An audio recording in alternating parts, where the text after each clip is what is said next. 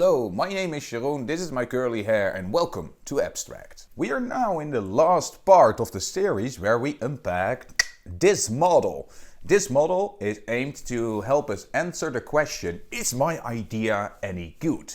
Last week we touched upon viability, showing that viability is a vague term and maybe for a start you can just refer to it as profitability and make some calculations. If you have missed that video, go back, there's links in descriptions, etc.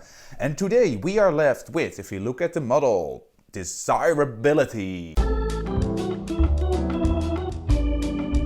To unpack the key question of desirability, all you should know is, do people want it? This is actually the most easily understood if I'm teaching this thing, but also the most poorly recognized and tracked in practice. Okay, Jez, fine, but have you done your market research? Market research? If you build it, they will come. That's my market research. So this might sound idiotic, but if we look at research, all the way at the top of the top reasons startup fail is no market need. People didn't want it.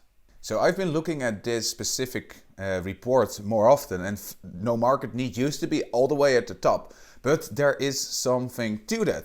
The fact that you haven't found your market need makes you run out of cash. So I believe there's an interplay between that if you are running out of cash, you're not generating enough cash to sustain. Big reason that you're not generating cash is that your product is not desirable enough. At least that's my interpretation of those results. So having something people want is extremely important. How to make sure that you are on the right track? Because the question, do people want it, suggests a yes or no question. But if you have seen my previous videos, don't treat it as a boolean. No, treat it as a skill, and we're going to build that skill right now. So bear in mind, by the way, this mostly focused on B2C, but I will touch upon some B2B stuff later too. So here is the skill. And what is the best evidence that you could get that people want your product? I would say they buy your solution. Doesn't get any more clear than that.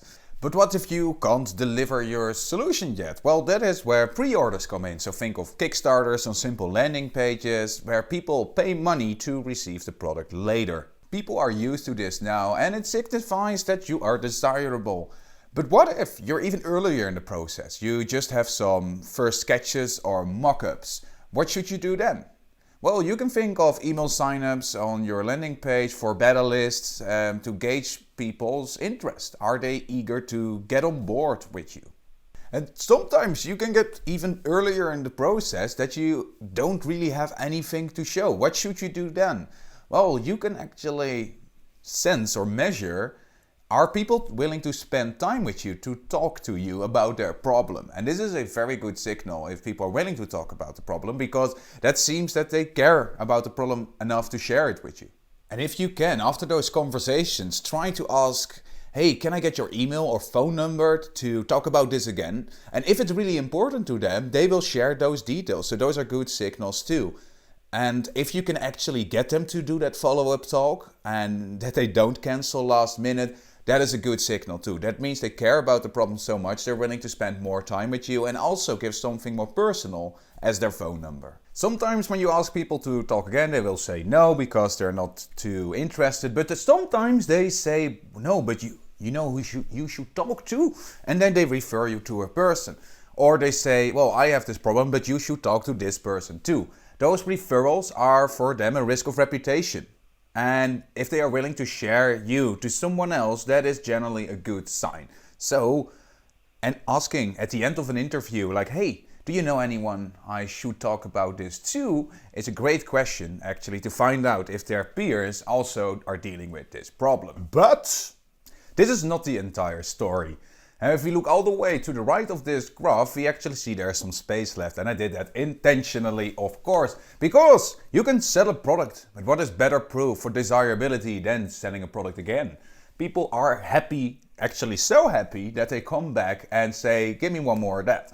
So let's add that to the scale. And also a thing happy customers do is they leave reviews. About 5 to 10% is what I found online, that corresponds with my experience at working at an online platform, is that a portion of your customers will leave reviews, and if they are positive, Great job! So now we have 9 signals, and sometimes it helps to take a step back, and while I was making this I saw that I actually had 3 different types of signals that you can be looking for. I also realized this might have been unconsciously been inspired by the Mom Test by Rob Fitzpatrick. Link is in the description. It's a book, The Mom Test, on how you should talk to people. But what have we found? If you look at the scale here, you can actually see that over here I use the color red, very cheeky. This is all about time commitment. People are willing to spend time on you. Because if they are not willing to spend money, what other currency can they use? Well, time is a currency here. For the orange ones, I'm saying they are also spending something. It's either personal details or their reputation. So this is more a personal detail kind of commitment that they want to make. And all the way on the right, it's over here, we have the green ones, and green is money, and the monetary commitments that they're making, except for the reviews, but you can only do that after spending some money. So these 3 segments here each have their own characteristics, but you can see there's a gap. And this is what I call the money gap. And the money gap is something that some startups have trouble in overcoming. Because you can have all these mock-ups and people say, yeah, that's cool, here's my email address. Those are quite low commitment levels. Having the high commitment of money is actually the real proof in the eating of the pudding. In the end, you're trying to get to the right. And this is not a checklist, so you shouldn't do everything because I told you so. But some of these steps have information in them that others don't. If you sell right away, you might not understand why, versus the problem talks that you have missed. So for each of these steps, figure out why they aren't progressing to the right. So ask your customer something like, could you tell me why you're not willing to spend 100 euros on this solution? Or asking, could you tell me why you're not happy when I call you back? The last one also falls in the category of things you don't want to say to your ex. To summarize: 1. Treat desirability as a skill. 2. Check your evidence regularly. And 3. Make sure you overcome the money gap or asking questions such as why you're not progressing to the right on the desirability scale. I will do a separate video on some mistakes that you can do on assessing desirability.